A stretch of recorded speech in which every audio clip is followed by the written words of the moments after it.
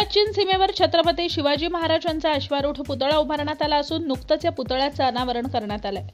लडाखमध्ये 14,300 फूट उंचीवर पेंगॉंग सरोवराच्या किनारी भारतीय लष्करानं उभारलेल्या छत्रपती शिवाजी महाराजांच्या पुतळ्याचं अनावरण गुरुवारी करण्यात आलंय।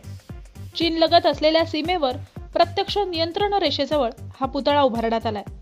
भारतीय लष्करानं पूर्व लडाखमध्ये भारत चीन सीमेवर छत्रपती शिवाजी महाराजांचा अश्वारूढ पुतळा उभारून इतिहासाला नवा अभिमान दिलाय। त्यामुळे छत्रपतींच्या विचारांशी प्रेरित होऊन देशाच्या रक्षणासाठी सज्ज असलेल्या भारतीय जवानांना नवी प्रेरणा मिळणार आहे।